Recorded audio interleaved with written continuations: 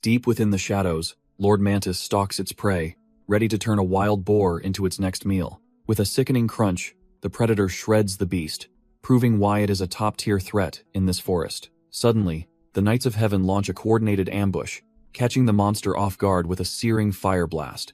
The elite squad stands triumphant over the fallen S-class beast, basking in the glory of their hard-won victory. Back in the city, fans cheer wildly while watching the broadcast, absolutely dumbfounded by Leah's incredible combat prowess. In a high-tech facility, the lead developer adjusts his glasses, noting that the game's core values have finally stabilized. He explains that this isn't just some trash-tier simulation, as the entire world is built upon actual reality.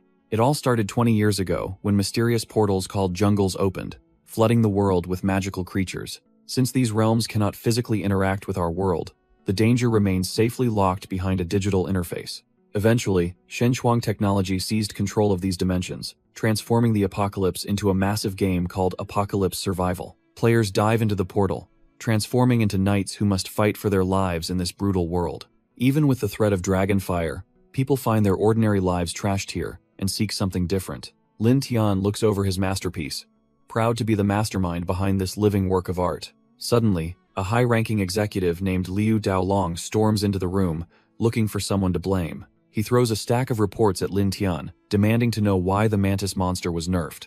As a powerful warrior and corporate heir, Liu Daolong isn't used to being ignored by the staff. Our boy Lin Tian just pushes up his glasses, leaving the executive dumbfounded by his cold, logical explanation. This response clearly hits a nerve, as the executive's patience finally snaps in a moment of pure rage. He grabs the developer by the collar, reminding him that the company's profit always comes before his vision. Lin Tian calmly brushes him off, insisting that his design parameters are final and won't be messed with. Liu narrows his eyes, his patience wearing thin as he prepares to drop the hammer on the staff. He barks orders at the trembling workers, declaring that nobody leaves until the game meets his greedy standards. The surrounding staff members just whisper in frustration, annoyed that our boy's defiance is increasing their workload. The executive leans in close, coldly suggesting that if he hates the rules, he should just resign. Lin Tian looks down, realizing these people are just corporate vultures who don't give a damn about quality. Suddenly, a hand catches his, stopping him before he can make a move he might regret. Luo Yue steps in, desperately pleading with him to keep his cool and not act on impulse. He stares at her, the tension in the room thick enough to cut with a dull blade. Hess reminded of the crushing debt on his shoulders and the violent fate awaiting him if Hess fired. He shoulders past the arrogant heir with a heavy bump, questioning if staying in this hellhole is even safe. Liu warns our boy to remember his place and avoid doing anything the company wouldn't approve of. Later, Lin Tian finds a quiet moment with Luo Yue, who thanks him for helping her survive this job. He humbly plays it down, claiming he only offered a few minor suggestions to her already great design. She remains uneasy, mentioning rumors that the company uses the jungle to eliminate anyone who stands in their way. Our boy looks away, quietly promising her that he will find a way to handle the situation himself. Feeling reassured, she offers a bright smile before heading back to the grind of the office. He watches her leave, knowing she is the only spark of light left in his bleak, debt-ridden life. Suddenly, he calls out to her again, unable to let her walk into the coming storm unprepared. He warns her that the company and the entire world are about to undergo a terrifying transformation. She looks back at him dumbfounded, clearly shaken by the sheer weight of his ominous warning. Lin Tian clenches his fist, swearing he will do whatever it takes to keep her safe. She catches him off guard with a kiss, leaving our boy completely stunned and blushing. As she walks away, he remembers the world-shattering secret he accidentally stumbled upon at work. He realizes quitting isn't an option, since debt collectors and the company would just hunt him down. Meanwhile, at the corporate headquarters, the big shots gather to discuss their shady project.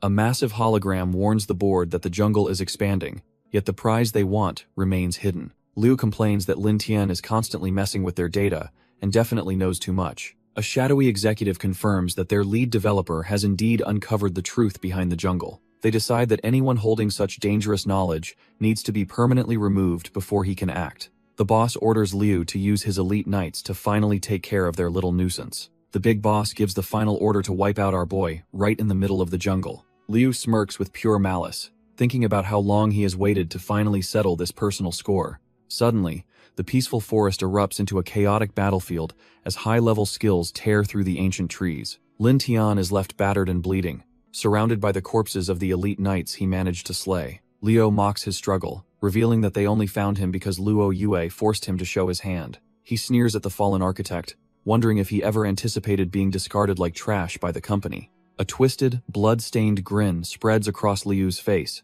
as he prepares to enjoy the final moments of the execution. Sharp blades cut through the air and flesh alike, as the reality of the situation turns into a nightmare. Our boy gasps in total shock, feeling the cold steel of a blade driven through him by Luo Yue. As his vision begins to fail, he can only wonder why the one person he trusted chose to kill him. The jungle wasn't just a discovery, it was a digital nightmare destined to consume the world 10 years ago. Humanity is forced to adapt as this green hell swallows cities, leaving everyone with no choice but to enter. As the lead architect, Lin Tian knew the truth, but now he's just a broken man, bleeding in the dirt. He thought Head outsmarted the company by wiping out their goons, but he never saw the real threat coming. Luo Yue coldly explains that his entire life, from his parents' deaths to his debt, was a corporate setup. She mocks his talent, revealing she was just the final insurance policy to ensure he stayed under their thumb. Our boy is completely dumbfounded, finally realizing that the woman he trusted most was his literal executioner. Liu steps in, satisfied that the job is done without him even needing to lift a finger this time. He wears a trash-tier grin, savoring the sight of the genius architect finally being discarded like yesterday's garbage. They decide to leave him for the lurking monsters, letting the shadows finish what the company started. The traitors vanish through a portal, leaving our boy to be torn apart by his own monstrous creations. The beasts close in for the kill, unaware that their creator still has one final, desperate trick left. Suddenly, a red system alert triggers, sensing his near-death state and initiating a hidden, high-level emergency protocol. Lin Tian stares at the digital grid, praying his gamble to activate the hidden system actually worked. His mangled hand begins to warp and sharpen, confirming that the transformation into a monster has finally begun. He wears a wicked grin, knowing he successfully tricked the company into thinking his armor was his only weapon. Years ago, researchers discovered ancient records of the Jungle Lord, a creature that once ruled this digital hell. This legendary beast was so terrifying that every race in the game lived in absolute fear of its power.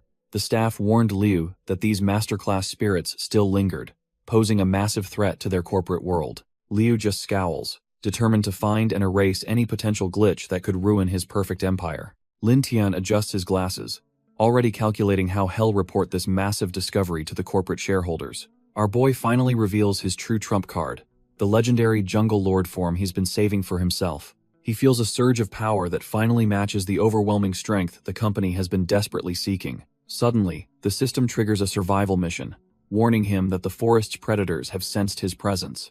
A spectral wolf lunges from the darkness, its eyes glowing with a hunger meant for easy prey. Facing the beast, Lin Tian remains completely unfazed as he prepares to test his new, monstrous capabilities. He wears a wicked grin, knowing his passive jungle instinct allows him to react to any malicious intent. Turns out these trash-tier wolves hunt in packs, but they've clearly picked the wrong target today. Feeling confident in his superior skills, he decides it's time to unleash his first real attack. With a sudden burst of speed, he uses flash to close the distance and strike down his foe.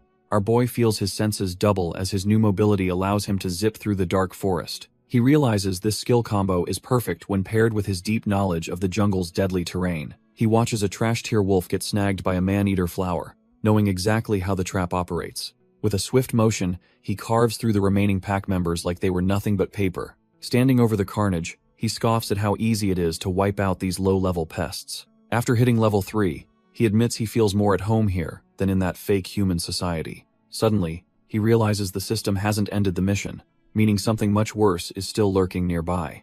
A massive level 6 spectral wolf lord emerges from the shadows, catching him completely off guard. He can't believe his luck. Knowing the odds of encountering a lord monster here are practically zero, the sheer pressure of the level gap makes him sweat, realizing he might be in way over his head. Our boy barely manages to dodge the beast's initial lunge, but its speed is unlike anything he's faced. He quickly realizes his stamina is hitting rock bottom, and maintaining this form is becoming a death sentence. The Wolf Lord connects with a brutal strike, tearing through his organic armor and drawing blood instantly. Crashing into the dirt, he is completely dumbfounded by how a level 6 monster can move this fast. The beast doesn't give him a second to breathe, lunging forward with a roar that shakes the forest. He barely stays alive as the monster's claws rake across him, pushing him to his absolute breaking point. Facing certain death, he refuses to give up, screaming internally that he simply cannot die in this hellhole.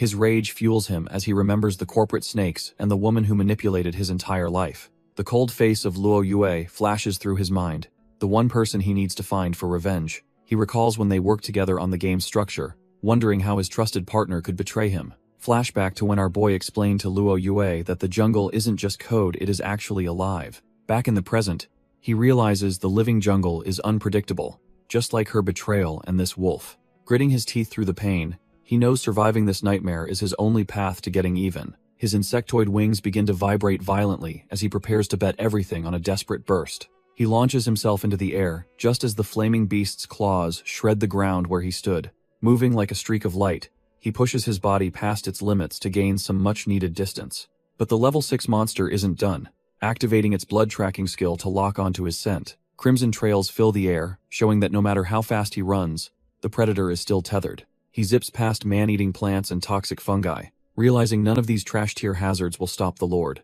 Suddenly, he spots a massive tree ahead and realizes this landmark might be his only ticket to survival. Lin Tian pushes his wings to the limit, barely staying ahead of the flaming predator, snapping at his heels. He slams into the massive trunk, his claws digging deep as he tries to find a momentary sanctuary. Gritting his teeth, our boy realizes that even in this form, his stamina is hitting rock bottom. From his high perch, he looks down to see the spectral wolf circling, refusing to let its prey go. Suddenly, a roar shakes the forest as a level 7 stalagmite bear emerges to defend its territory. He watches from above, hoping these two heavyweights are about to do the dirty work for him. If he can just stay hidden, this clash of titans might be the miracle he needs to survive.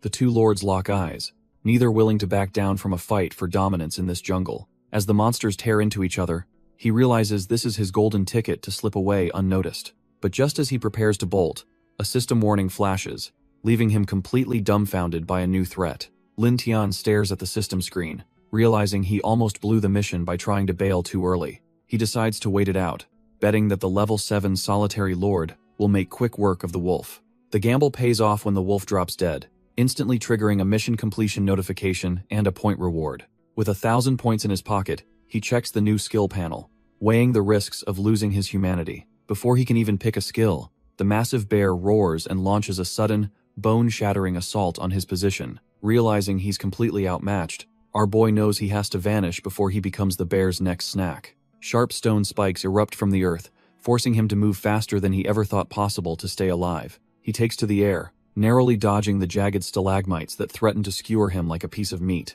The ground becomes a literal minefield of stone as the bear's power tears through the very environment around him. Ducking behind a massive tree, he watches in horror as the spikes pierce right through the thick timber. Our boy realizes this trash-tier bear won't let up, and a single hit will definitely end his run. Desperate, he pulls up his system panel to find any skill that can turn this nightmare around. He knows poison is useless against that thick hide, and the beast's earth perception makes stealth a joke. To make matters worse, his wings are shredded, grounded by the very monster trying to skewer him. The environment continues to shatter as stone spikes tear through everything, leaving him with nowhere to hide. With his stamina hitting rock bottom, he realizes he has no choice but to activate the monster will. The system confirms the upgrade, and suddenly, the fear in his eyes is replaced by a predator's hunger. He unleashes a blinding flurry of strikes, shredding the bear's defenses until the massive beast finally collapses. Standing over the carcass, he breathes a sigh of relief, now that his biggest problem is finally solved.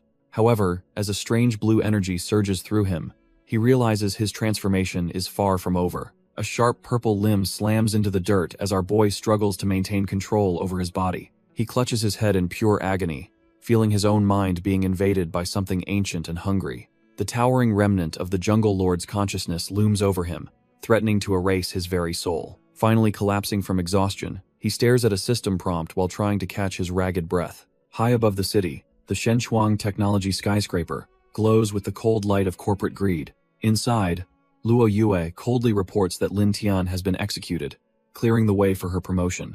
The holographic executives aren't interested in small talk, demanding to know if the Jungle Lord is truly gone. She explains that high-level masters leave behind a lingering will that remains even after their physical death.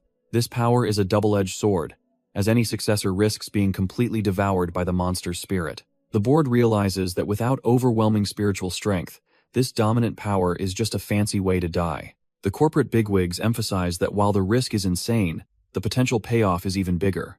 Luo Yue bows to the screen. Swearing shall secure the Jungle Lord's power for the company. Back in the thick of it, a massive shockwave rips through the forest floor. Our boy realizes with horror that the Jungle Lord's lingering consciousness is still clinging to life. Suddenly, a spectral claw of the dead Lord Mantis descends to crush his very existence. As the monster invades his mind, he knows losing this mental battle means becoming a mindless beast. Through the pain, he refuses to break, fueled by a burning need to avenge his fallen comrades. The giant insectoid spirit screams alongside him, trying to overwrite his soul with its own primal rage. He plunges into the abyss of his own consciousness, fighting to stay afloat against the spectral tide. A pillar of raw energy erupts into the night sky as the two spirits finally collide. The massive explosion finally settles, leaving the forest floor in a state of absolute ruin.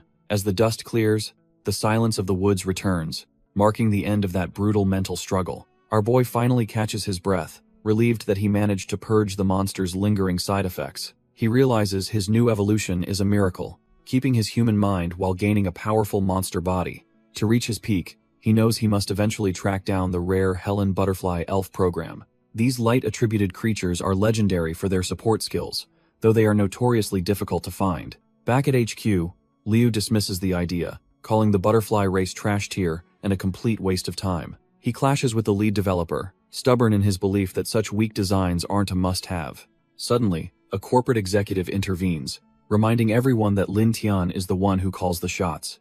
Annoyed, Liu shrugs it off and suggests letting another team handle the mission since he's clearly over it. Lin Tian realizes the Butterfly Elf's power is the key to making his monster will truly limitless and stable. He remembers the program was handed to Luo Feng's team after the corporate suits deemed it low priority. Our boy is actually glad Liu was so arrogant, since it means the objective is still up for grabs. However, he recalls that Luo Feng is a total meathead who used to make his life a living hell. To prepare for the inevitable clash, he checks the system to unlock some much-needed general survival skills. The mission board is loaded with tasks, ranging from simple daily chores to high-stakes jungle defense operations. He decides to grind out some easy points first, hoping to snag a few life-saving abilities before moving out. His first job involves helping the Mushroom Clan, though their idea of a thank you gift is straight-up trash tier. Things get even weirder in the spider lair when a thirsty monster decides she wants a piece of him.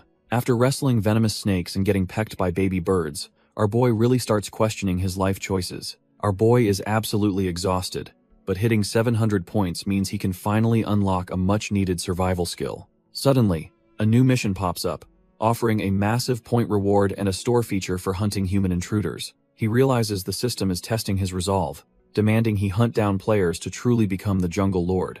If he wants to survive this hellscape, he decides he must completely abandon his humanity and embrace the monster. Meanwhile, deep in the jagged valleys, a group of arrogant hunters begins their trek toward the elven territory. A heavy mace crushes a local monster as the invaders start clearing a path through the labyrinth entrance. Luo Feng laughs at how easy the hunt is, convinced the legendary butterfly elves are just a trash tier myth. The meathead is obsessed with reaching the Fern Tree realm, lured by the promise of a massive corporate payday. The realm is a glowing, ethereal forest, but its beauty hides the fact that it is a high-level death trap. Based on forum leaks, the group expects an easy profit, completely unaware that the Jungle Lord is now hunting them. Out of nowhere, a jagged arrow pierces a hunter's skull, turning his easy payday into a sudden, bloody nightmare. The culprits are a pack of savage goblins, grinning as they prepare to rain down more death from above. The sheer number of monsters is overwhelming, leaving the remaining scouts completely dumbfounded and paralyzed by pure terror. With a unified roar, the green-skinned horde charges down the jagged cliffs to finish off the survivors. It is a total bloodbath as the trash-tier monsters swarm the fallen, stripping them of their gear and dignity. Suddenly, a massive wall of underworld fire erupts, turning the entire battlefield into a literal, high-level crematorium. The goblins realize too late that they were never the predators, but merely fuel for a devastating spell. From the shadows, a heavy boot steps forward, as the true masterminds finally reveal themselves to the world. Luo Feng and his elite squad smirk, proud of using those amateur hunters as nothing more than sacrificial bait. The berserker casually orders his team to wipe out the remaining filth to claim the ranked rewards for themselves. Cheng Jie lets a glowing arrow fly, signaling the final execution of the trapped monsters. His splinter arrow skill rains down, turning the remaining trash-tier goblins into glowing pincushions. Luo Feng and his squad stand tall, watching the fire consume everything they used as sacrificial bait. Suddenly, a massive stone spike erupts, proving that someone far more dangerous is watching this corporate mess. Our boy Lin Tian lurks in the shadows, realizing his monster form makes him a permanent outcast. He decides to spare the weak, as his pride won't let him hunt innocent, low-level players. He remembers the second team's cruelty, slaughtering their own colleagues just to hoard the best resources. Back at headquarters, the staff tries to cover up the massacre as just another unfortunate workplace accident. The lead developer is furious, calling out Liu for hiring literal death row criminals for his expedition teams. Liu just gives a cold snort, clearly not caring who dies as long as the profits keep rolling. Liu dismissively tells the developer that coding in an office is nothing compared to the jungle's actual dangers. Watching from the canopy, our boy Lin Tian feels zero guilt about hunting these trash-tier humans who betrayed him. He notes that Luo Feng is a level 15 berserker, while his elite lackeys have already reached level 13. Since he is only level 10, Lin Tian realizes he can't just charge in against these remorseless criminals. Luckily, he spent his points on a stealth function that allows him to stalk them from the shadows. With his system rewards ready, he decides that the upcoming slaughter is entirely in his hands now. A stray member of the Mushroom Clan bounces through the woods, oblivious to the high-level players nearby. High above the tree line, a spiritual bird circles the valley to act as the squad's eyes. Sarah checks the progress, but the scout admits the thick fog is making their aerial surveillance nearly useless. Luo Feng ruthlessly orders them to fly lower, even if it puts the pet in range of a monster. Luo Feng coldly reminds the scout that his life depends entirely on his ability to find the path. Without warning, a sharp arrow whistles through the air, targeting the squad's only source of vision. The projectile pierces the spiritual bird's eye, causing a violent magical backlash for its master. The scout collapses while coughing up blood, but Luo Feng only cares if the mission is still on. Bleeding and desperate, the scout insists he saw the valley's layout just before his pet was struck down. Satisfied with the intel, the berserker orders his elite squad to charge straight into the misty valley. Our boy Lin Tian watches from afar, feeling drained until a sudden system alert catches his attention. The group reaches a suspicious cave entrance, wondering if this is the shortcut they have been seeking. Their excitement turns to pure disgust as they encounter a massive, stinking pile of fresh monster waste. The scout is completely dumbfounded, swearing the entire path was spotless when he checked it earlier. Luo Feng's squad debates the trap, but the leader insists that the most disgusting path is the right one. He barks orders to clear the way, convinced that avoiding the filth is exactly what the enemy wants. High above, our boy watches the trash-tier squad fall right into his obvious trap with a smug grin. Since they didn't take the bait, Lin Tian decides it's time to initiate Plan B with his fungal allies. These little mushroom guys might look harmless, but they are the ultimate utility tools for surviving the jungle. Using their unique growth skill, they tunnel through the earth to map out the valley for their new lord. To earn their loyalty, Lin Tian even endured a literal trash-tier feast prepared by the Mushroom King himself. Now, he uses a purifying mushroom to ignore the stench, while his stinky allies prepare a foul surprise. With everything in place, our boy prepares to turn the hunters into the hunted, with a dark smile. The excitement mushrooms release a pungent gas, driving the nearby monsters into a mindless, bloodthirsty frenzy below. The spectral wolves emerge from the shadows, their eyes glowing with a feral, bloodthirsty hunger. Luo Feng's trash-tier squad finally makes it through the stench, but some are literally vomiting from the odor. One of the soldiers stops dead in his tracks, his face turning pale as he senses something wrong. He looks completely dumbfounded when he spots the flickering orange flames of a predator lurking in the brush. Before they can even draw their blades, the spectral wolves lunge forward to tear the invaders apart. Luo Feng tries to keep his cool, ordering his men to cut down these low-level pests immediately. But it's already too late, as more monsters surround the valley, cutting off every possible escape route. The sheer number of beasts gathering in one spot makes the squad realize they've walked into a nightmare. Luo Feng grits his teeth, finally understanding that someone has been plotting against them from the shadows. With their formation shattered, the elite hunters turn into pathetic cowards, screaming for their lives as they retreat. The spectral wolves and spiders tear through the squad, leaving the elite hunters completely dumbfounded by the sudden onslaught. Suddenly, our boy's fungal allies release a thick cloud of pungent pink gas to disrupt the feeding frenzy. The overwhelming stench forces the monsters to retreat, proving that even the lowliest creatures can turn the tide. Coughing in the mist, the remaining soldiers catch their breath and foolishly believe they have actually been saved. Their relief vanishes instantly as a familiar, terrifying silhouette emerges from the haze, radiating a cold, murderous intent. The realization hits them like a truck when they recognize the man they once bullied is now a monster. These trash-tier cowards immediately start groveling, claiming they were just following orders from the higher-ups at the company. One soldier spots a momentary opening and decides to gamble everything on a desperate, backstabbing strike. They lunge forward with everything they have, hoping to kill the jungle lord before he can even react. Lin Tian just narrows his eyes, prepared to show them exactly what happens when a job becomes a death sentence. Lin Tian moves like a blur, tearing through the trash-tier soldiers before they can even blink. He stands over the fallen, realizing this isn't just business anymore. It's a deeply personal grudge. The system confirms his progress, rewarding him with points for slaughtering the humans he once called peers. Looking at his reflection, our boy admits he no longer feels any connection to the human race. He checks his balance, frustrated that he's still 100 points short of finally unlocking flight. He praises the little mushroom for a job well done, having successfully divided the enemy's ranks. Leaving the corpses behind, he prepares for Plan C, aiming to drive away the tiger and devour the wolf. The jagged peaks of the dark stone forest loom ahead, marking the territory of a dangerous new foe. Inside the caves, panicked goblins rush to report that human intruders have breached their territory once again. The massive General Goblin seethes on his throne, furious that humans are hunting the Helen Butterfly clan again. General Goblin is losing his mind, insisting that their king's grand plan can't be ruined by human trash. He rallies his green-skinned mob to slaughter every intruder before they reach the sacred eucalyptus tree. Meanwhile, Luo Feng is looking for a scapegoat, pinning their recent failures on the injured scout's poor performance. The poor kid breaks down, swearing his maps were perfect, and that the monsters are clearly playing them. Luo Feng doesn't care about excuses, and prepares to execute the boy for being a trash-tier liability. Desperate to save her brother's life, Sarah begs the leader to show mercy just this one time. Luo Feng only relents because of Sarah's status, though he warns the scout he'll lose his eyes next. As the team sets up camp, the men whisper about the dark price Sarah pays to protect her brother. They quickly shut their mouths when they realize the team's marksman is within earshot of their disgusting gossip. Cheng Jie sits in the shadows, seething with a silent rage that promises a bloody reckoning is coming. Lin Tian recalls corporate data confirming that the marksman and the mage were actually a devoted couple. He overlooks the camp of outlaws, knowing these trash-tier criminals have nowhere else to go. The jungle has become a lawless pit where only the most brutal and desperate can hope to survive.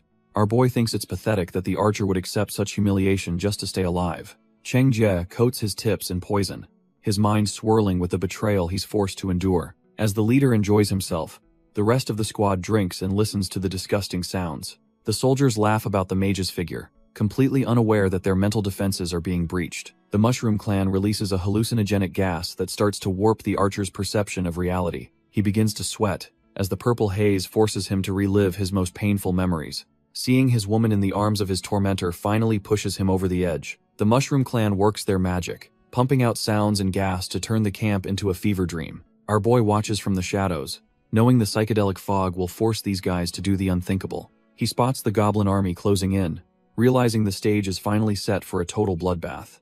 The General Goblin leads his green-skinned trash-tier squad forward, completely unaware they're just pawns in a bigger game. Lin Tian smiles, planning to let the actors slaughter each other before he swoops in to finish the job. Outside the tent, Cheng Jie struggles with his sanity, his mind poisoned by the mushrooms and his own resentment. A dark killing aura leaks out as he grips his bow, his subconscious screaming for bloody revenge. Suddenly, he snaps back to reality, drenched in sweat, and wondering what the hell is wrong with him. Lin Tian is impressed by the archer's high spiritual energy, noting how he actually resisted the toxicity. Inside the tent, the trash-tier leader mocks his subordinate's weakness, while his woman defends her ex. Luo Feng winces as his girl touches the nasty enchanted scar Lin Tian left on his chest. She reminds him that he nearly died during that corporate suppression, if not for her timely intervention.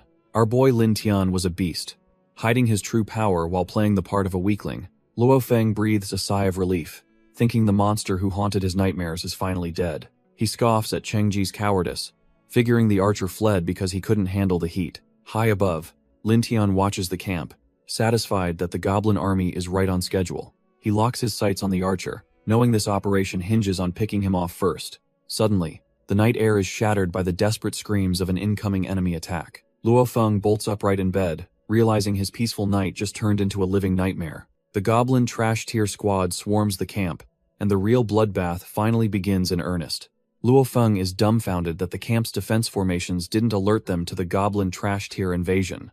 Turns out, our boy Lin Tian's mushroom buddies were busy stealing the defense gems right under their noses. Luo Feng can't believe these supposedly stupid monsters had the brains to dismantle their high-tech security first. Before he can process the betrayal, The General Goblin charges through the chaos like a freight train. The massive beast sneers at the humans, calling Luo Feng a pathetic, hairless monkey before swinging his weapon. Their weapons collide in a shower of sparks as Luo Feng desperately tries to hold his ground. He starts to tremble, realizing this monster's raw power is far beyond anything he can handle alone. The General Goblin doesn't give him a second to breathe, winding up for a crushing, finishing blow. Luo Feng scrambles back, screaming for his archers to get in formation and save his sorry hide. A panicked soldier delivers the final blow to his morale, announcing that Cheng Jie has officially abandoned them. Luo Feng is losing his mind, cursing the archer for deserting while the General Goblin closes the distance. Our boy Cheng Jie couldn't care less about the chaos, figuring the camp's early destruction is someone else's problem.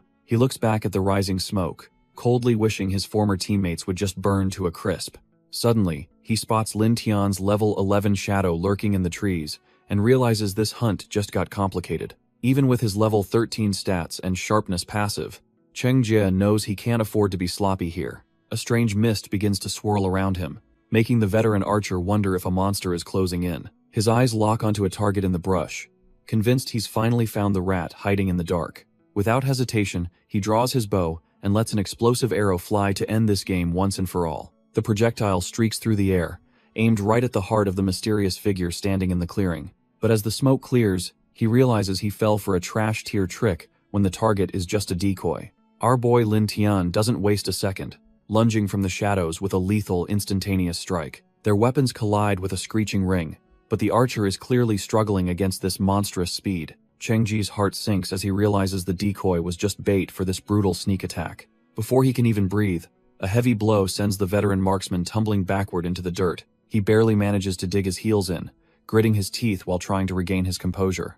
Lin Tian taunts him, claiming his assassin-tier agility is far beyond anything a mere human can handle. He lands with predatory grace, looking every bit like the nightmare the developers tried to delete. Suddenly, he triggers his stealth skill, his form flickering with mana, before vanishing into thin air. Left alone in the silent woods, Cheng Jie is dumbfounded and wonders how he'll survive this ghost. Desperate to see his killer's face, he enchants an arrow with light to burn away the darkness. Cheng Jie lets loose his light arrow, hoping the illumination will finally pin down his invisible predator. But our boy Lin Tian is just built different, casually snatching the glowing projectile right out of the air. He mocks the marksman, noting that even if his stealth is blown, Cheng Jie is still trash tier compared to him. Suddenly, the archer's vision blurs as he notices a strange green haze beginning to choke the forest air. Turns out Lin Tian planted mist toxin mushrooms, which release a lethal gas whenever things start getting too heated.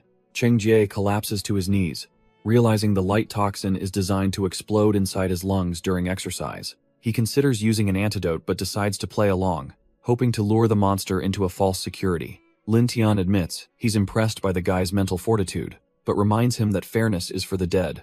With a whistle, he calls in his fungal reinforcements as a tiny Mushroom Clan warrior bounces into the fray. More of the little guys appear, proving that even the cutest forest dwellers can be cut from a savage cloth. Cheng Jie finds himself surrounded by the fungal squad while our boy looms behind him like a literal reaper. The archer is completely dumbfounded, realizing too late that he's just another piece on Lin Tian's board. Before he can react, the Mushroom Clan unleashes a barrage of toxic projectiles that shred his remaining composure. Has quickly reduced to a pathetic mess of green slime, gasping for air as the toxin takes hold. Lin Tian gives his fungal buddies a thumbs up, clearly satisfied with how this trash-tier hunt is going. They prepare to end his miserable life, certain that the marksman has no cards left to play. Suddenly, a flurry of golden arrows cuts through the mist, proving the prey still has some bite left. Our boy effortlessly weaves through the incoming fire, realizing the archer isn't ready to kick the bucket yet. Cheng Jie forces himself up, using a weak healing skill to barely negate the corrosive effects of the slime. Drenched in filth and fueled by pure desperation, he screams that hell dragged the monster to hell with him. Lin Tian mocks the archer, noting that even with antidotes, his aim is still trash tier due to the toxins. Our boy decides the games are over, claiming these pathetic attacks won't work on him anymore. Cheng Jie is dumbfounded to see Lin Tian's face right before a lethal strike ends his miserable life. With a cold gaze, he tells his fallen enemy to finally rest in peace as the light fades. The system rewards him with a level up and more points, which he plans to use for new unlocks. Suddenly, he senses a strange vibration in the air that puts him back on high alert. A massive teleportation circle erupts from the ground, signaling that more trouble is warping in. He covers his face against the blinding light, preparing himself for whatever comes through the gate.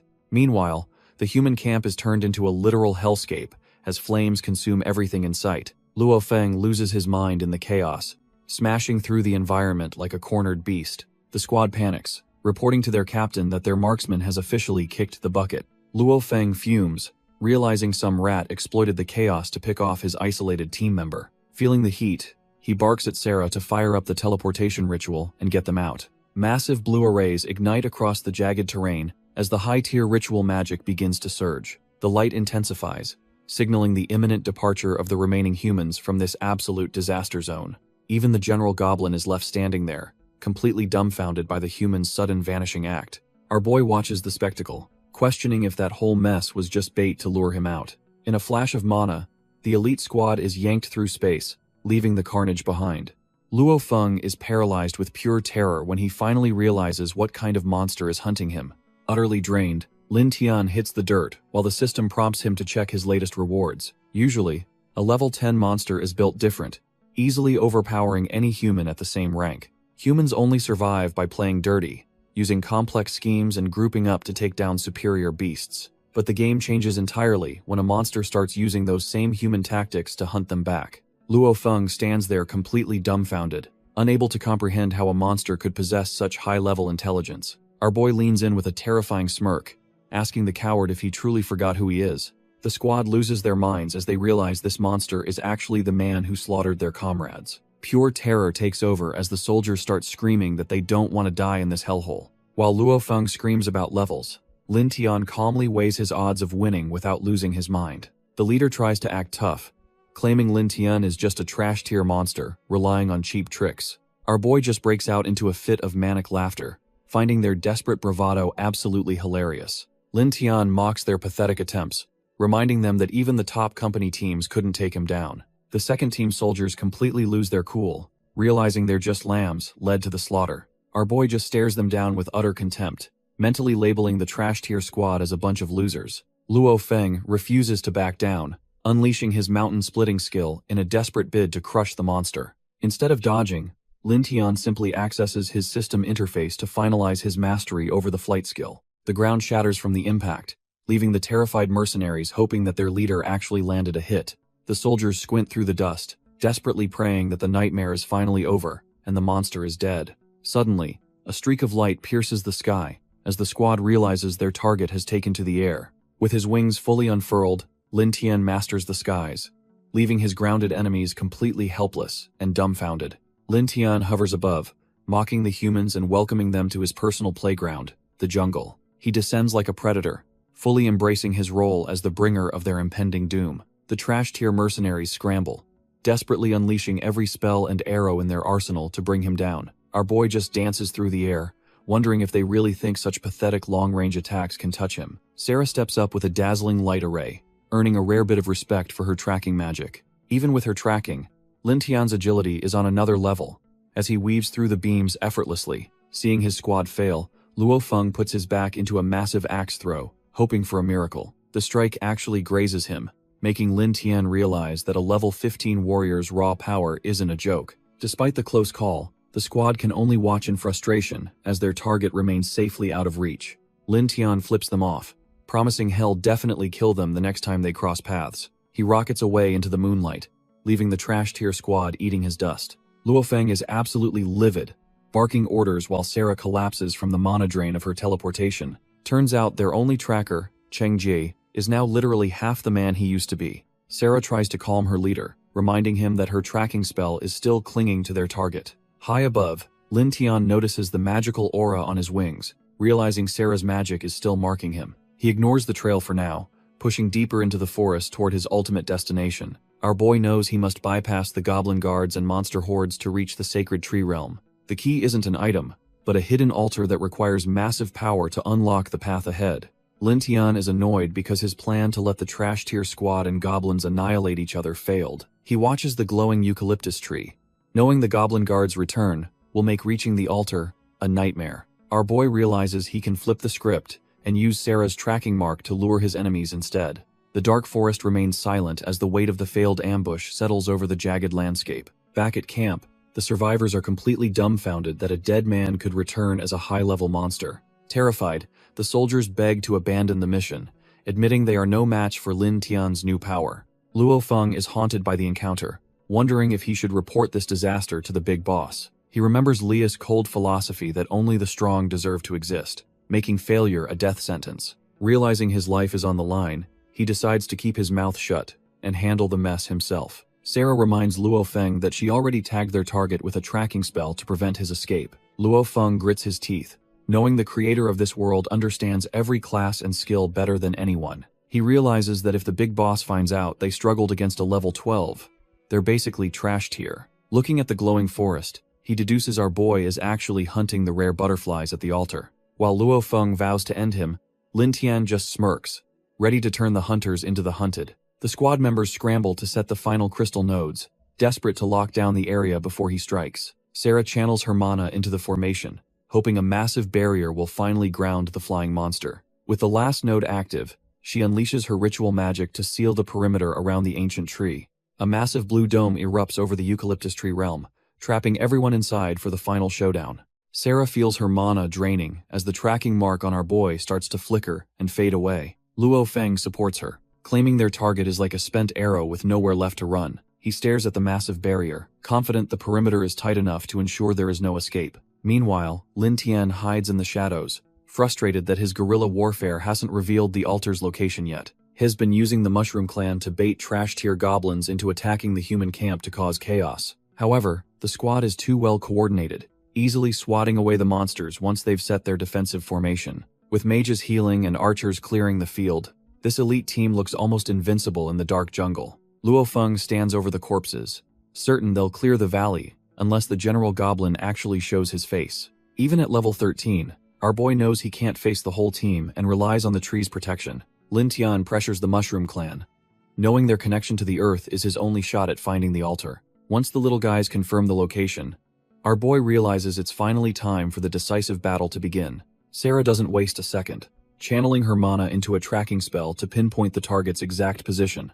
The squad stands over the trash-tier goblin corpses as they finally lock eyes on their elusive prey. Luo Feng roars for his team to move out, convinced that Lin Tian has finally cornered himself. He's absolutely obsessed with finishing the job this time, leading his elite soldiers deeper into the dark woods. Our boy takes to the skies, unfazed by the commotion, because he knows this is the endgame he wanted. With a sinister grin, he prepares to flip the script and show these hunters who the real predator is. The Mushroom Clan releases their pheromones, stirring up a massive horde of monsters to drown the valley in chaos. The squad reaches the massive eucalyptus tree, unaware they have just walked into a perfectly timed death trap. Luo Feng commands his men to narrow the barrier, certain that this location will be Lin Tian's grave. Suddenly, the forest erupts as a wave of spectral wolves and undead horrors charge at the human invaders. Luo Feng narrows his gaze, barking orders for his teams to split up and contain the incoming chaos. The elite soldiers are immediately swamped, forced into a desperate struggle against the jungle's most savage predators. Sarah and the others realize these beasts are berserk, likely driven mad by some hidden, high-tier toxin.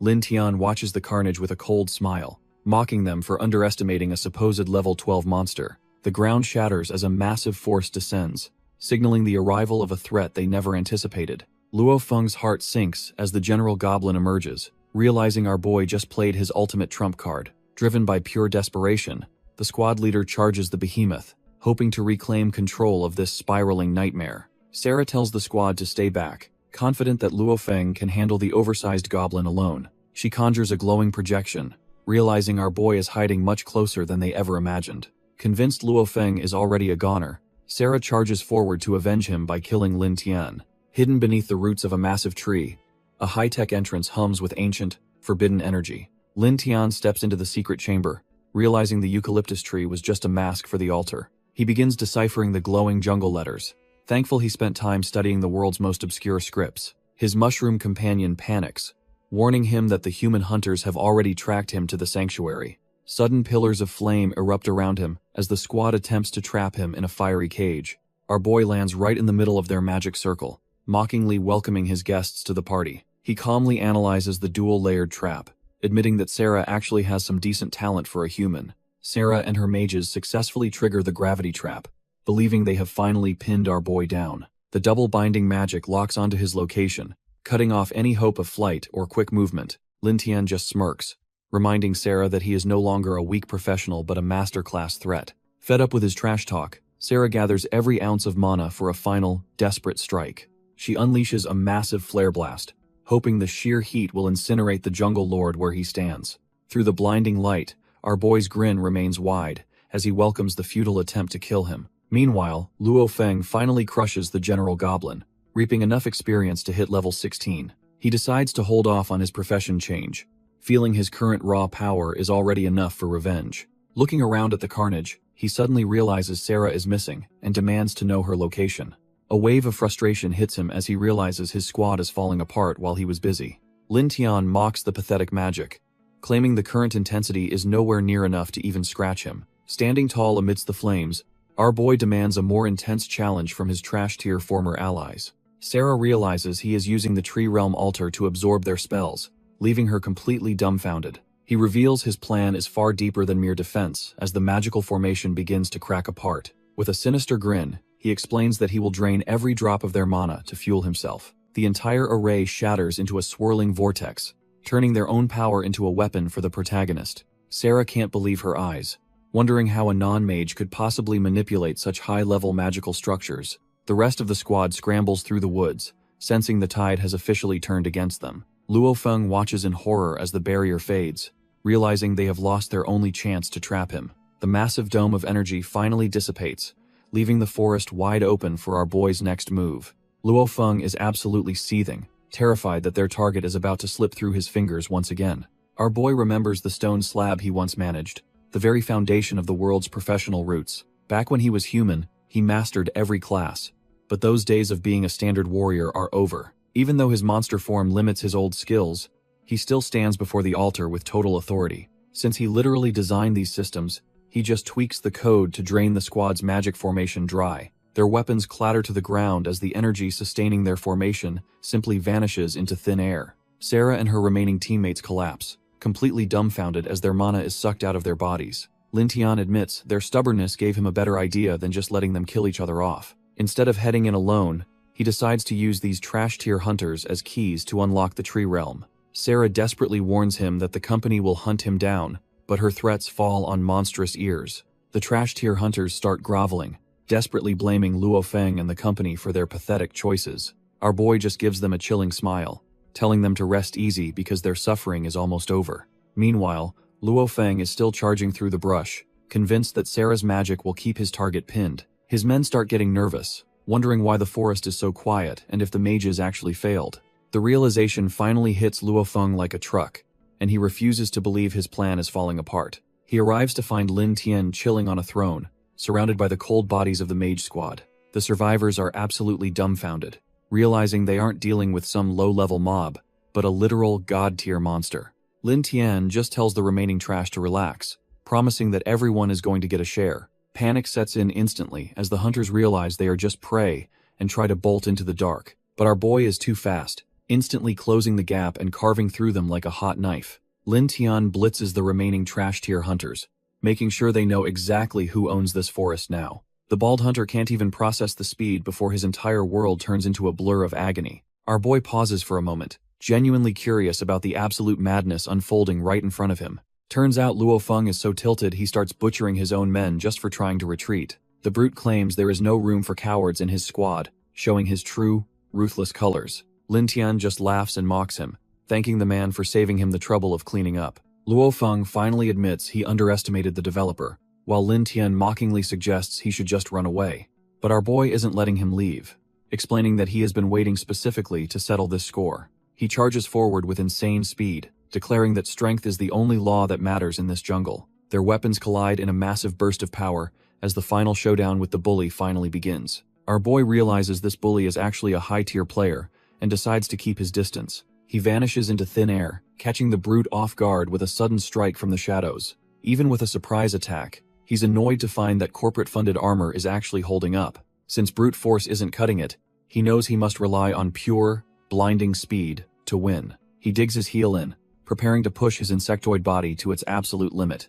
A storm of slashes rains down as he tries to find a single opening in that heavy defense. Metal screams against chitin, but the squad leader stands his ground like a mountain. The bully's eyes glow with murderous intent, seemingly unfazed by the relentless pressure. He just grins through the chaos, mockingly asking if this pathetic display is really all he has. Suddenly, the brute swings his massive blade, forcing our boy to zip back to avoid being cleaved. Lin Tian is sent flying, realizing that the brute's raw power is even more terrifying than he first imagined. Luo Feng just stands there like a wall, mockingly asking if that weak strike was really his best effort. Suddenly, a tiny member of the Mushroom Clan pops up, looking absolutely livid at the arrogant squad leader. Before the brute can react, a whole swarm of the little guys surrounds him, leaving him completely dumbfounded. They detonate in a massive cloud of purple spores, engulfing the bully in a toxic and blinding haze. Watching the explosion from a distance, our boy wonders if that fungal surprise was enough to finally drop him. He doesn't wait to find out, diving back into the smoke with a lethal, high-speed slash to finish it. But the trash-tier villain just laughs, revealing an advanced purification gemstone that completely nullifies the toxic spores. Luo Feng swings back, explaining that he's been on guard ever since he saw how easily Cheng Jie died. Lin Tian grits his teeth in frustration, realizing his tactical play with the forest dwellers was a total bust. Luo Feng keeps swinging his heavy blade, mockingly asking if our boy is just going to keep running away. Even with his new monster powers, the brute calls him a cowardly clown who can only hide in shadows. Activating his weapon mastery, the squad leader readies his heavy chains to ensure there is absolutely no escape. Suddenly, the chains bind Lin Tian, making him realize this entire exchange was a calculated strategy to trap him. He struggles against the heavy iron, cursing his luck as the trash-tier villain finally manages to pin him down. Despite being restrained, our boy finds a narrow opening and delivers a swift, desperate slash across the bully's chest. He slides back to gain some distance, breathing heavily while trying to calculate his next move against this tank. Luo Feng just stares at the shallow cut on his torso, completely unfazed by what he considers pathetic damage. While Lin Tian is proud he finally broke the defense, the brute mocks him for such a tiny scratch. But the laughter stops when green veins start bulging, as he realizes the blade was laced with lethal poison. Lin Tian realizes the points from his recent kills finally unlocked a lethal neurotoxin skill to end this. Luo Feng feels his strength draining as the poison spreads, realizing his situation is becoming dire. Desperate to survive, the brute activates a hidden system function to force a sudden profession change. Our boy is dumbfounded, never expecting that Luo Yue would allow such a broken mechanic in the game. Luo Feng sneers, explaining that corporate restrictions were tossed aside the moment Lin Tian left the company. Sensing a massive threat, he lunges forward to stop the transformation before the trash-tier leader can finish. A violent burst of red energy erupts as the system confirms a successful transfer to the Berserker class. The bully emerges completely transformed, feeling a surge of raw power that heals his poisoned body instantly. Lin Tian realizes a Berserker is a pure killing machine, and wonders if he should actually pull back. Suddenly, a massive wave of red energy forces him onto the defensive as the real fight begins. Luo Feng mocks our boy, asking if he is actually planning to tuck tail and run like a coward. Lin Tian realizes the path to the altar is blocked, leaving him no choice but to fight for real. The brute speed is insane, catching our boy off guard as he realizes the Berserker class is no joke. Luo Feng swings his massive weapon with lethal intent, telling the former developer to just go to hell. Lin Tian barely manages to evade the strike, feeling the wind from the heavy blade graze his organic armor. A blinding flash erupts as the trash-tier leader unleashes a follow-up attack that shakes the very air. Our boy uses his own movement to reposition, frantically searching for where the monster-like man disappeared to. Suddenly, Luo Feng appears directly overhead, leaving Lin Tian dumbfounded by the sheer speed of his aerial ambush. The Berserker slams his weapon down with a terrifying red energy blast that threatens to end everything. The ground shatters into a massive crater as the impact sends shockwaves through the entire forest floor. Our boy struggles to hold back the brute, realizing the Berserker's raw power is simply overwhelming. Their weapons lock in a shower of sparks as the trash-tier leader pushes Lin Tian to his absolute limit. Lin Tian is dumbfounded that a lethal chest wound doesn't even make the madman flinch. Realizing he's completely cornered, our boy decides the only way to survive is to embrace his inner monster. He lets go of his humanity, allowing the primal instinct of the Jungle Lord to take full control. Luo Feng prepares for the kill, unaware that he's about to face something far beyond his league. Suddenly, a massive spectral presence looms over the battlefield, chilling the Berserker to his very core. With a single, blinding strike, the brute is sent flying like a ragdoll across the forest floor. Luo Feng struggles to his feet, coughing up blood, while wondering what kind of nightmare he just unleashed. Standing before him is a true apex predator, a terrifying fusion of man and the legendary Lord Mantis. The impact of their collision shakes the entire forest as our boy unleashes a power that defies logic. Luo Feng is left sweating and wondering just how many trump cards this supposed trash-tier developer is hiding. Those glowing green eyes lock onto his soul, signaling that the hunt has officially reached its peak. Lin Tian strikes with blinding speed, forcing the brute to block while his rage meter starts climbing rapidly. The air screams as scythes meet steel, and every desperate parry only fuels the berserker's growing fury. Finally, his rage hits the limit, turning his vision red as he prepares a final, suicidal counterattack. He leaps into the air, screaming for Lin Tian to die while swinging his massive axe with everything left. The two monsters trade a flurry of blows, neither side willing to give an inch in this gritty deathmatch. Their combined auras collide in a massive explosion of mana that tears the surrounding trees to shreds. Blood paints the bark as Luo Feng is sent crashing back, finally realizing he's outclassed by a true predator. Luo Feng admits he's actually impressed by the sheer strength our boy is putting out right now. The brute's legs finally give way as he begins his long fall into the dirt. Lin Tian stands over his fallen foe, looking every bit the apex predator he was born to be. Static crackles through his vision as the Jungle Lord's overwhelming power starts to fracture his consciousness. Both combatants end up face down in the mud, completely spent after that high-octane clash of wills. Back at the Shenchuang headquarters, the city lights mask the growing tension within the corporate offices. Liu is busy berating his staff because they still haven't received a single ping from the second team. Luo Yue interrupts the lecture, telling him to stop bullying the intern, while she delivers the latest report. Her expression stays cold as she reveals the grim reality of what they found regarding their missing leader. Liu is left dumbfounded, demanding to know exactly what kind of bad news could rattle her like this. Lin Tian is hitting his limit, his body buckling under the sheer weight of the Jungle Lord's power. He realizes the monster's will is growing stronger, and knows he must reach the tree realm to survive. Dragging his broken body across the dirt, our boy is just a few agonizing steps away from salvation. Just as he is about to fade, a system notification announces he has successfully cleared the hidden quest. Seeing a glimmer of hope, he feels a surge of relief knowing the reward store is finally open. He immediately starts scouring the digital menu for anything that can fix his fractured mind before he snaps. Turns out the purification potion he needs costs 500 points, but his current balance is utterly empty. Desperate, he remembers the exchange function and decides to trade in his battle trophies for some quick points. The system begins stripping the rare gear and gems right off Luo Feng's unconscious body for the trade.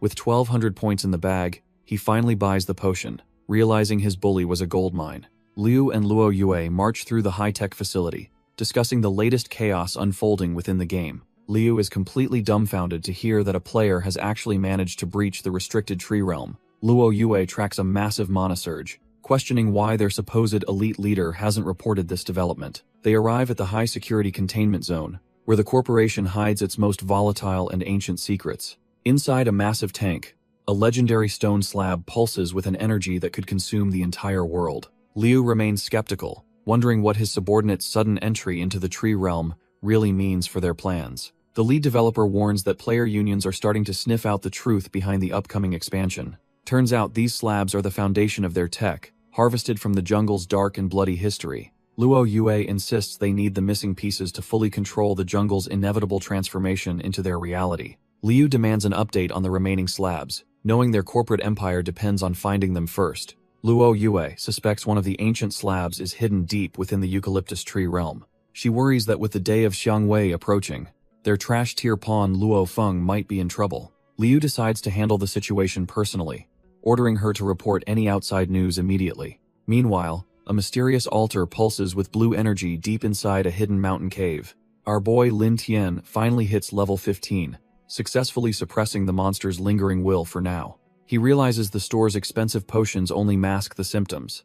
He needs a real purification ability to survive. Looking at the fallen Luo Feng, he curses the system for charging 500 points for a single bottle. To make the most of his hard-earned points, he starts digging through the store's hidden features and interface. He's relieved to find a handy storage space, though he only has 700 points left to spend. He spots a high-tier defense item, wishing he had it before facing Luo Feng's brutal attacks.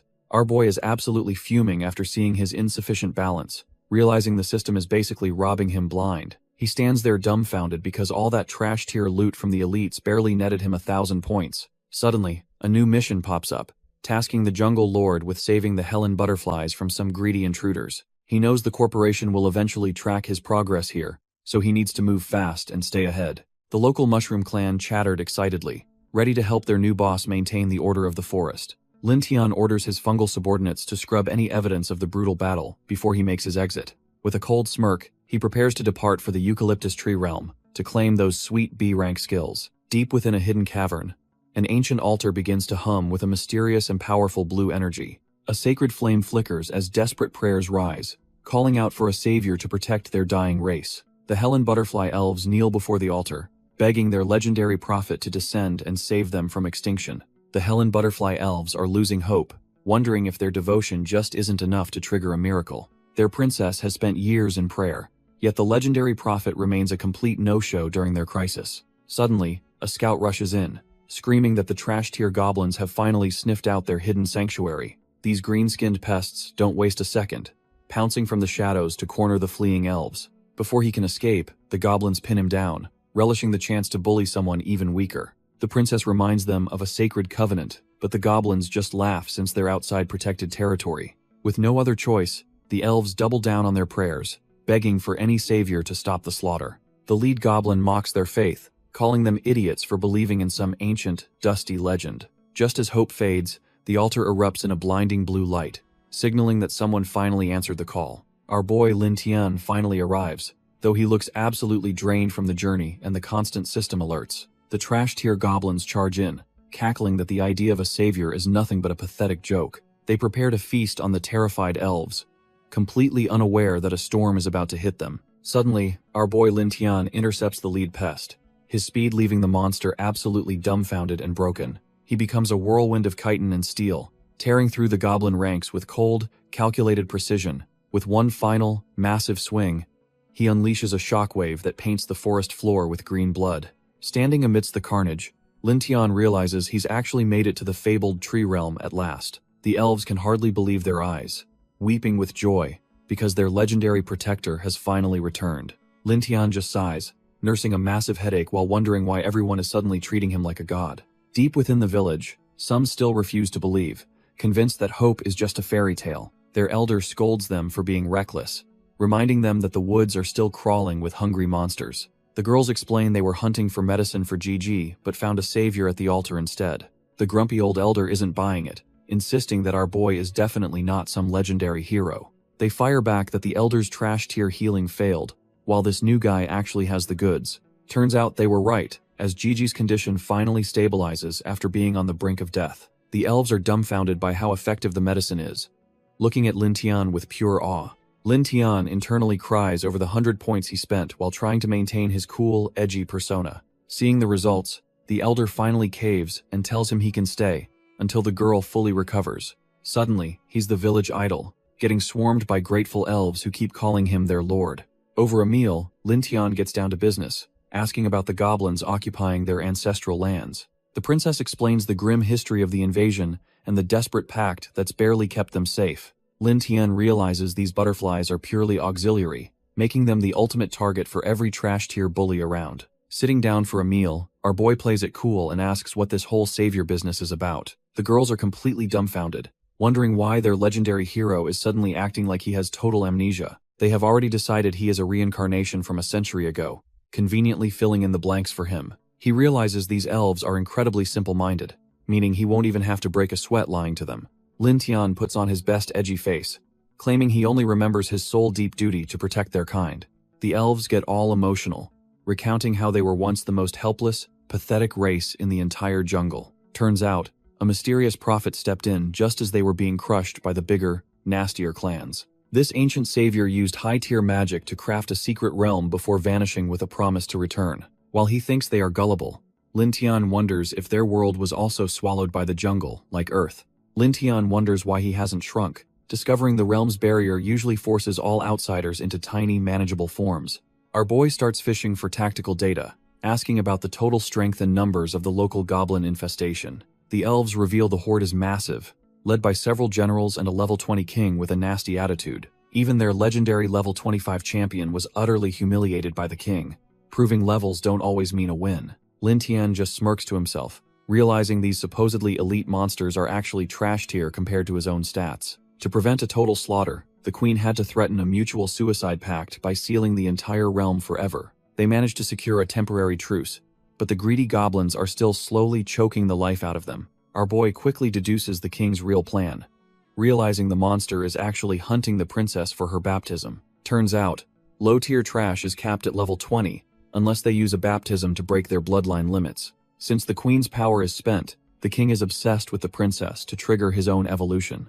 The elves are absolutely devastated, explaining that a goblin baptism is basically a lifelong contract of pure humiliation. Our boy isn't having any of that and slams the table, swearing hell never let the princess fall. He considers her his personal assistant and can't stand the thought of some trash-tier goblin claiming her. He realizes this whole scenario feels exactly like those trashy, low-budget comics he used to read back home. Since the tree realm is a week away, he asks about a shortcut to reach the palace faster. The girls mention a teleportation array, but admit the village chief is way too suspicious to let him use it. Lin Tian figures he needs to earn some serious street cred by curing one of their sick kin first. Suddenly, his system pings a warning that an enemy is closing in fast on their current position. A winged goblin general suddenly appears outside, looking for the man who's been messing with their plans. While the elves are dumbfounded by his prediction, our boy just smirks at the incoming low-level trash. Our boy smirks, telling the girls it's time to head out and slaughter some trash-tier invaders. The peaceful Helen Butterfly village is suddenly under siege,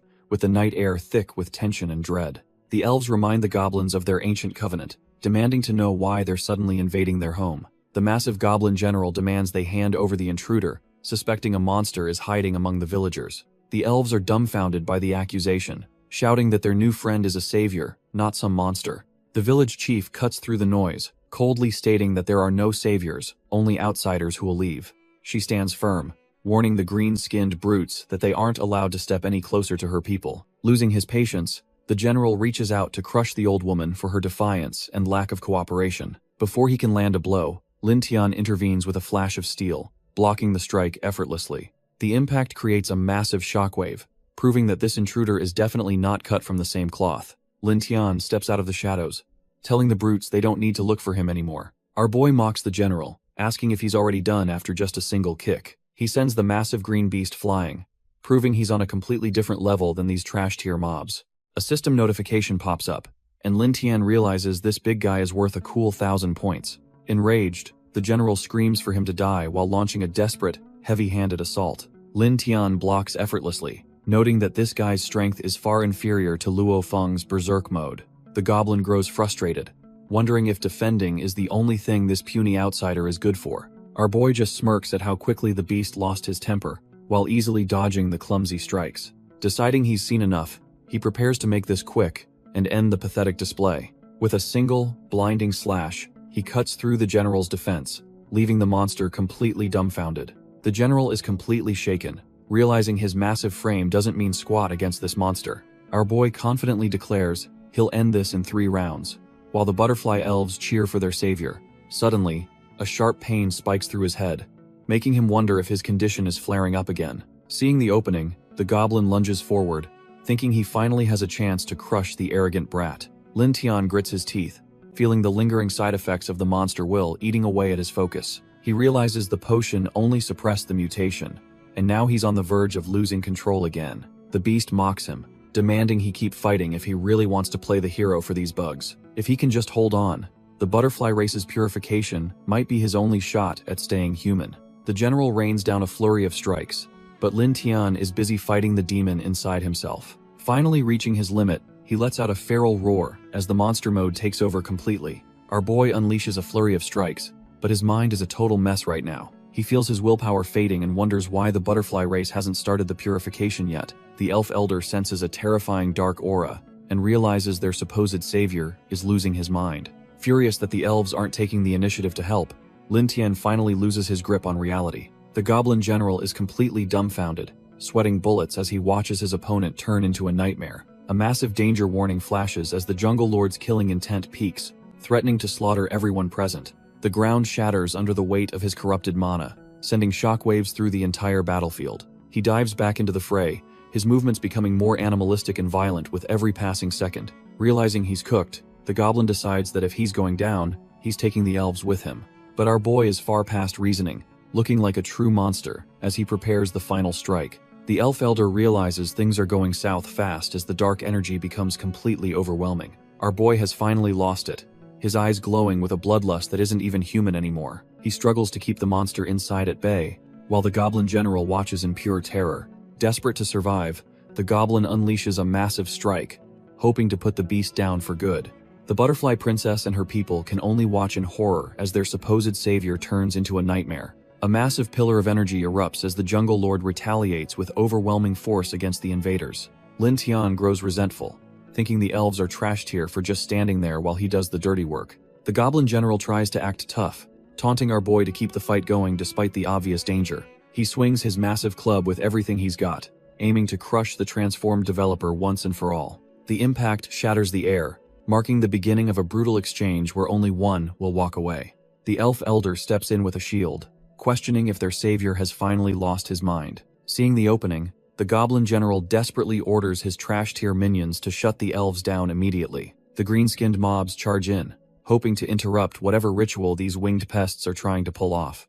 Suddenly, the butterfly elves begin their purification dance, filling the air with a light that burns through the darkness.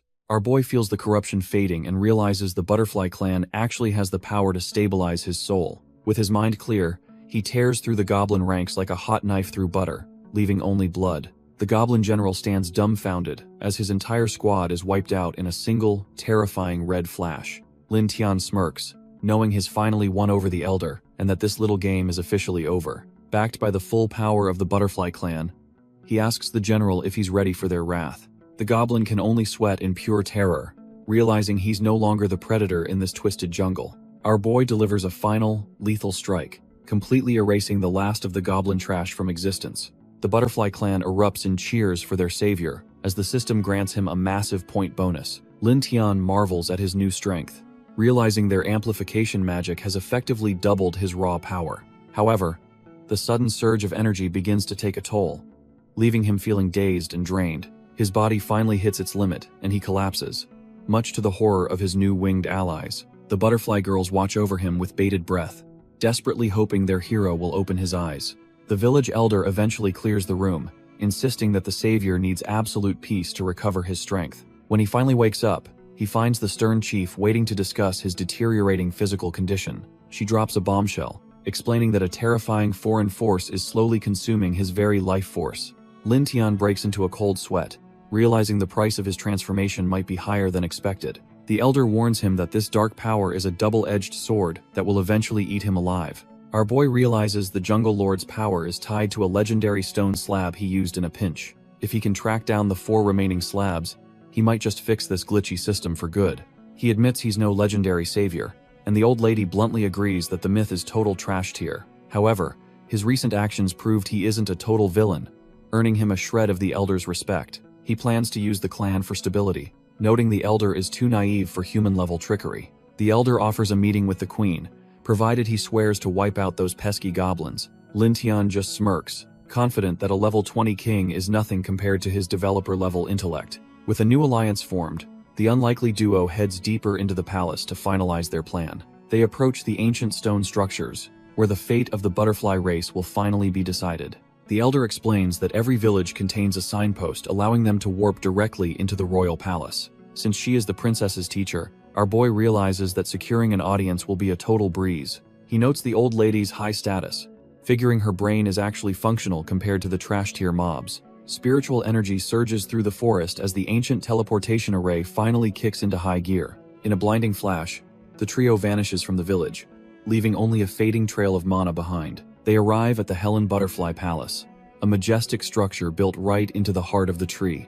The teleportation beam deposits them onto the palace floor, signaling their sudden arrival to the royal guards. The guards are instantly on edge, worried that a sudden warp means the goblin filth has finally breached. Granny Rui calms them down, proudly announcing that she has brought their long-awaited savior to the princess. The guards are completely dumbfounded, unable to believe the legendary figure is standing right in front of them. The ornate halls of the Butterfly Palace stand quiet as the group prepares for their royal audience. A stunning woman in pink approaches, immediately recognizing our boy as the legendary savior they've been waiting for. The elder confirms his identity, explaining how he single-handedly crushed the trash-tier goblin filth at the altar. Lin Tian stares at the princess as a system quest pops up, tasking him with winning her heart. Hess initially stunned by the weird quest, but quickly bows, vowing to drive away any foreign invaders. Our boy smirks to himself, thinking this innocent princess will be an easy ticket to 3,000 jungle points. The princess dismisses the elder to collect her reward, though the old lady seems hesitant to leave.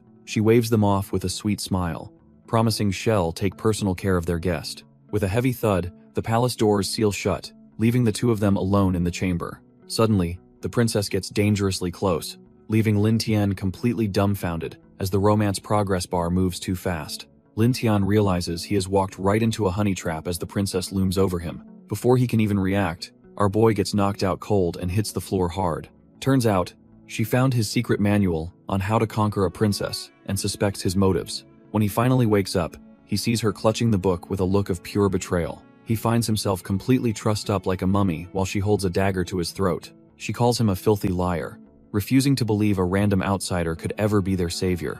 Just as she is about to end him, he desperately tells her to confirm his story with the elder. She is not buying the act, leaving him with no choice but to stop playing nice and fight back. With a sudden burst of power, he shreds his restraints and sends the princess flying across the room. He pins her down instantly, showing her that the savior she doubted is actually a real monster. Our boy mocks the princess, noting that her peaceful clan clearly wasn't built for the grit of real combat. He gets totally dumbfounded when she suddenly calls him dad, making him blush and tell her to stop being weird. Suddenly, his jungle instinct screams danger, forcing him to lock in as a massive threat closes the distance. A lethal beam of light tears through the room, barely missing them as a hidden master makes his move. He lands in a defensive crouch, wondering if this butterfly clan actually has a secret weapon hidden up their sleeves. Turns out, the princess wasn't talking to him, as her actual father finally emerges from the shadows to intervene. Our boy realizes this guy uses stealth and martial arts, making their fighting styles feel cut from the same cloth. Since the system doesn't flag him as a hostile enemy, he realizes he needs a plan to stop the assault. He decides to play the villain and uses the princess as bait, forcing the hidden warrior to show himself. The butterfly prince finally reveals himself, demanding to know if our boy is just another trash-tier intruder playing savior. Lin Tian realizes these butterfly folks are way smarter than they look, making his mission a total nightmare. He admits he almost got played by the princess's charms, but now things have taken a sharp turn. Suddenly, the princess's father starts hunting him down like a high-tier predator through the palace halls. Our boy is dumbfounded because these trash-tier butterflies were supposed to be weak, yet this guy is a beast. Wei mocks his stealth, claiming he completely underestimated the true combat prowess of their elite warriors. Lin Tian struggles as his skills fail against the prince, who possesses power far beyond a normal elf. Turns out the prince is buffed by a queen's blessing, effectively doubling his combat level and crushing him. Just when things couldn't get worse, a squad of butterfly guards swarms in to back their leader up. Our boy wonders where the elder is, feeling totally set up, as spears close in from every side. Wei gives the final order to seize the intruder, leaving Lin Tian cornered with nowhere left to run. Lin Tian realizes he won't be escaping this palace without finally unleashing some of his actual high-tier skills. He decides to break through by force, charging head-on as the prince prepares to intercept his desperate escape. Their powers collide in a massive burst of mana, sending shockwaves through the ornate halls of the palace. Despite his transformation, our boy struggles to find an opening against the prince's surprisingly heavy and precise strikes. A violent explosion rocks the chamber, filling the air with dust as the two warriors trade devastating blows. Catching his breath, Lin Tian admits he completely miscalculated the true combat potential of these supposedly weak elves. Suddenly, a strange blue energy begins to manifest, signaling that something else is influencing the flow of battle. Turns out the queen is providing constant support, while Wei claims he's not even close to Goblin King level. Our boy is absolutely dumbfounded, realizing he's been fighting a rigged match against a cheater with a pocket healer. Just then, the system detects a legendary stone slab fragment nearby, which Lin Tian recognizes as a core component. Lin Tian zips through the palace, using his wings to stay one step ahead of the pursuing guards. Prince Wei lunges forward, shouting that our boy is just a coward trying to tuck tail and run. The prince suddenly freezes, realizing this path doesn't lead to the exit but straight into the royal forbidden zone. Lin Tian finally finds it, the 8th legendary stone slab, hidden right under the noses of these butterfly elves. Wei catches up and realizes this intruder is after the prophet's relic, just like the trash-tier Goblin King. Without hesitating, our boy dives straight into the glowing slab, hoping the forbidden magic doesn't rip him apart. The prince is absolutely dumbfounded when the royal restriction fails to stop the intruder from passing right through. Lin Tian feels the system take over as he's pulled into a digital void far beyond the physical realm. He finds himself in the jungle hall, a private domain where his mental and physical exhaustion finally begins to fade. After checking the new B-level skill panel, he realizes he can now turn fallen enemies into his own servants. Lin Tian realizes that while normal skills are fine, this advanced one lets him build a personal army. Without wasting a second, our boy taps the activation button to see what this system can really do. He steps into a massive chamber, where the air feels heavy with the lingering spirits of the fallen. Turns out the egg nest has been busy storing the high-quality elites he's already taken down. The system presents his options, including that trash-tier Goblin King and his former tormentors. He wonders if he can just take them all. But the system quickly shuts down that greedy thought. Since he's low on points, he decides to start by turning the powerhouse Luo Feng into his servant. As the points drain away, the massive warrior's eyes snap open with a cold, artificial white light. Even though it cost a fortune, he knows having a meat shield like this is a solid long-term investment. With a smirk, our boy commands his first loyal puppet to finally step out and serve. Lin Tian initiates the hatching sequence, watching as the blue energy begins to mold his new puppet. The massive warrior emerges with a blank stare, possessing all his former strength but none of his equipment.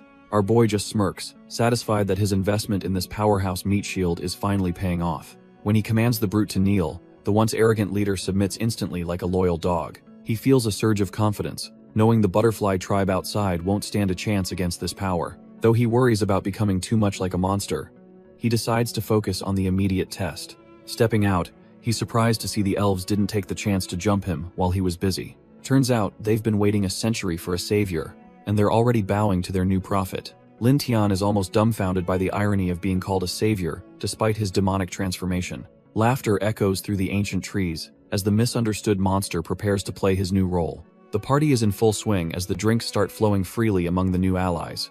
Our boy matches way drink for drink, realizing these elves are low-key trying to get him wasted.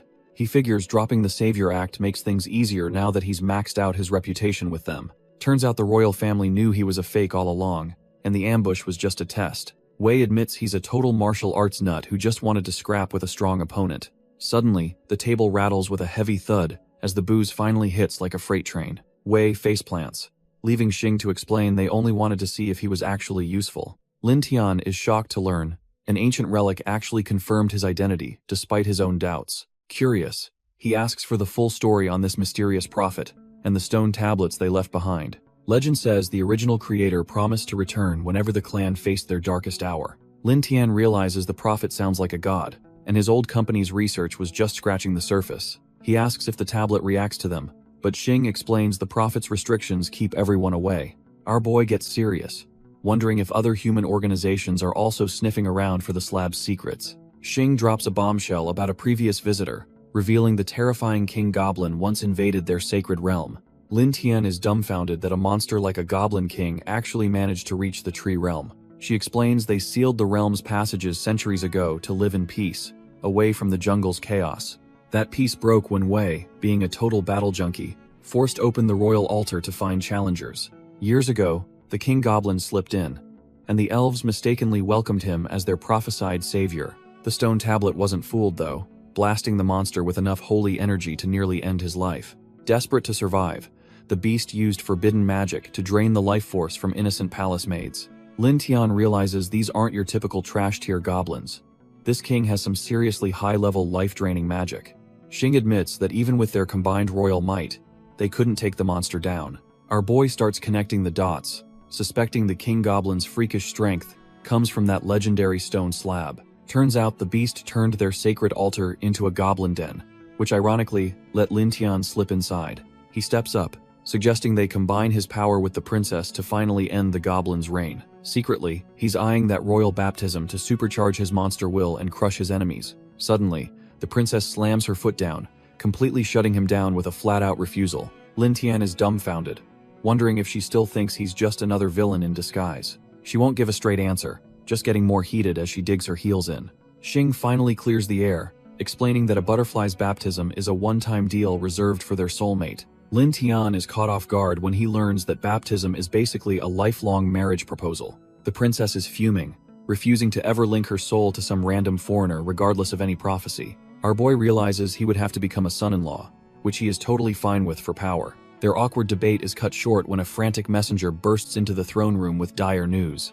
Wei reports that the King Goblin has trashed their peace treaty and is currently smashing through their defenses. The group wonders if the beast caught wind of the prophet's return and decided to strike early. Xing estimates they only have a few days before the palace falls, making their situation look pretty grim.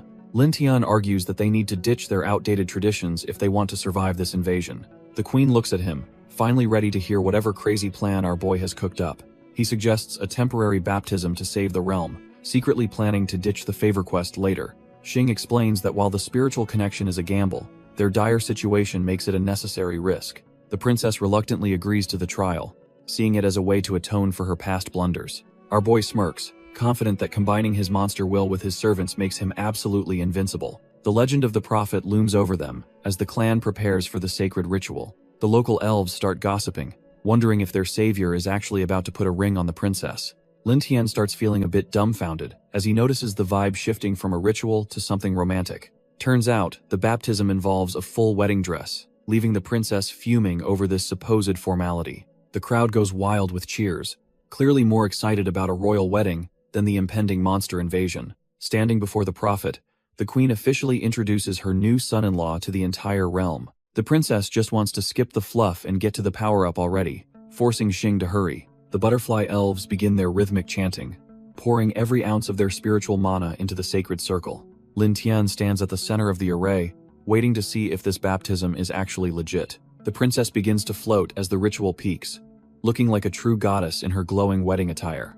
Our boy feels a surge of warm energy, thinking he finally hit the jackpot with this massive power-up.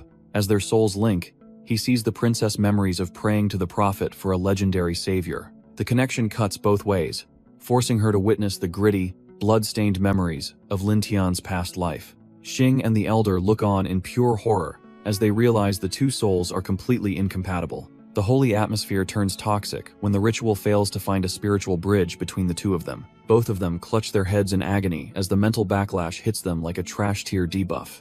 The dark spirit of the mantis erupts from Lin Tian, violently blowing the princess away and shattering the ceremony. Wei catches the princess as she collapses, while Xing watches their last hope crumble into dust.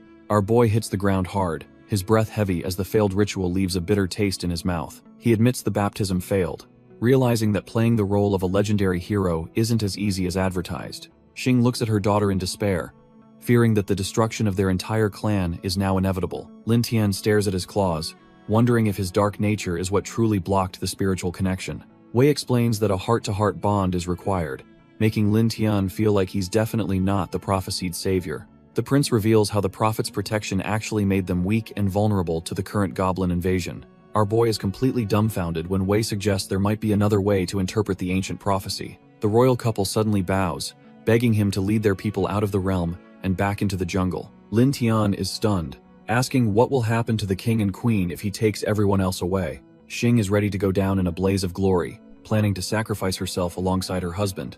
Our boy immediately shuts that down, telling them that their suicidal plan is trashed here and won't solve anything. Wei pleads with him, believing that only his leadership can guide their clan safely back into the jungle. Lin Tian realizes that becoming their king solves his problems, while providing a steady supply of mana purification. The royal couple looks on, completely dumbfounded, as they wait for him to reveal his next big move. He smirks, deciding that if the princess approves, he'll launch a special plan to win her heart. Deep within the forest garden, the atmosphere is peaceful, despite the looming threat of the goblin invasion. Yayin sits on her swing, pouting because she's clearly not thrilled about the current state of affairs. Suddenly, she's caught off guard, as the falling petals signal that someone or something is approaching her private sanctuary. Our boy approaches the princess with a rose, smoothly asking why she is spending her time all alone. He tries to play the charming hero, wondering if there is anything making her feel unhappy right now. Turns out, his trash-tier flirting is backfiring hard as the princess's favorability levels start plummeting into the negatives. He realizes his plan to use cheesy movie moves was a total bust and regrets trying the stunt. While the queen finds the scene romantic, the prince watches with the sharp, judging eyes of a father. Despite the awkward tension, they continue their conversation as the sun sets over the beautiful forest garden. The princess suddenly pulls a blade, declaring she will never trust a foreigner regardless of her parents' wishes. She mocks his lack of strength, pointing out that since the baptism failed, he is basically powerless now. Our boy just smirks, secretly plotting to unleash a hidden power he has not even attempted to use. Yayin is totally dumbfounded as she realizes our boy isn't just talking, he is actually making a move. Before she can even react, a surge of mana warps the air as they vanish from the garden. Meanwhile, Queen Xing is busy checking on the clan's defenses, completely unaware of the chaos brewing nearby. The elders and the royal couple discuss the baptism, hoping the prophet can finally win over the princess. Suddenly, a frantic messenger crashes the meeting, screaming that the prophet has kidnapped the princess and fled. The prince and queen are left speechless, unable to believe their supposed savior would pull such a trash-tier stunt. Yayin hits the dirt hard, her head spinning as she tries to figure out where they just landed. Our boy just signals for her to pipe down, ignoring her accusations about his true, dark motives. Turns out, he has dragged her straight into the heart of goblin territory to settle things his own way. Yayin is absolutely dumbfounded, demanding to know what kind of crazy stunt our boy is pulling in this dangerous territory. Lin Tian just smirks, thinking that breaking her spirit now is the only way to earn her absolute trust later. He casually mentions that her father hyped up the king goblin so much he just had to see the hype. Turns out a level 15 general goblin is lurking nearby, carrying a juicy bounty of 1,000 jungle points. Our boy realizes those points are his ticket to a B-level skill, or perhaps even a brand new servant. When the princess begs him to retreat from this trash-tier death trap, he reassures her he isn't fighting alone. With a sharp snap of his fingers, he prepares to unleash the heavy hitter he's been keeping on ice. A surge of blue mana warps the air, forming a digital cocoon around a familiar, hulking silhouette. He wonders if Luo Feng can still crush a general as easily as he did before becoming a mindless servant. Lin Tian commands his new servant to hunt the general goblin and prove his worth in battle. Luo Feng, now a mindless puppet with glowing red eyes, acknowledges his master with chilling, robotic obedience. The trash-tier goblins are caught completely dumbfounded as the hulking berserker begins tearing through their front lines. As the axes clash, our boy realizes that maintaining this summon is eating through his own stamina. He explains to the princess that he shares every sense with his servant, including his very memories. Turns out the resurrected Luo Feng is significantly weaker than the man who once led the second team. Lin Tian grows bored, noting that this minor ruckus hasn't even lured out the elusive Goblin King. When Yayin questions his next move, he decides it's time to personally escalate the situation.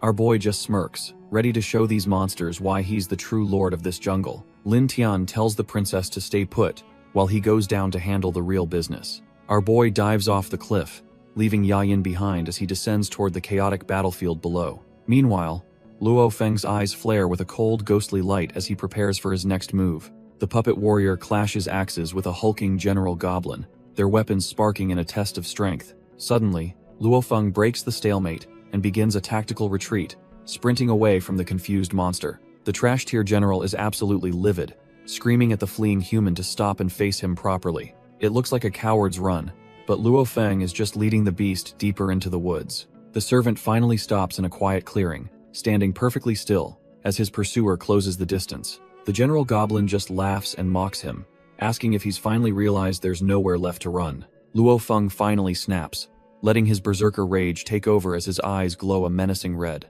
He hurls his massive axe with enough force to shatter bone, aiming straight for the trash-tier monster. While the general goblin is busy blocking the projectile, our boy chooses that exact moment to reveal himself. With a blinding flash of speed, Lin Tian tears right through the beast before it can even blink. The system confirms the kill, rewarding him with a cool 1,000 points for cleaning up the forest. After the dust settles, Lin Tian finds a strange blue crystal and wonders what these goblins were planning. He realizes it's a jungle rune used for magic formations, something far beyond a normal goblin's intelligence. Suddenly, his jungle instinct screams a warning just as a massive explosion rips through the clearing. The force of the blast sends our boy tumbling back, proving that the danger is far from over. Lin Tian recovers from the blast, wondering if his stealth was really that trash tier to be spotted so easily.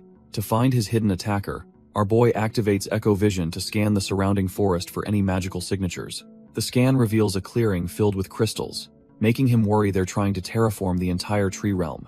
Suddenly, a vision of a shamanic figure appears, and he wonders if this is the legendary Goblin King. The system confirms his fears, marking this monster as the final boss worth a massive 10,000 points. As the beast opens its eyes, the sheer pressure proves it's not just another mob cut from the same cloth. Before he can even plan his next move, the reality of being detected hits him like a physical blow. A massive explosion rocks the clearing again, turning the once peaceful forest into a chaotic, fiery death trap. Watching from the cliffs, Yayin panics and wonders if her only hope just got caught in the blast. The forest erupts in a series of violent blasts, making it look like the end of the world. Yayin watches the carnage, desperately hoping that our boy isn't the type to go down that easily. She tries to act tough, telling herself to just bail now that everyone is likely dead anyway. But she quickly realizes her parents would never let her hear the end of it if he dies. Out of nowhere, Lin Tian drops in right beside her, proving he's still very much in the game. He's looking pretty beat up, and warns her that the Goblin King is already hot on their heels. Down below, the boss himself slams into the ground, radiating a pressure that would crush any trash-tier hunter. He scans the area for his prey, wondering if the intruder managed to slip through his fingers. Suddenly, he realizes the shard in his hand hums with the power of the legendary stone slab.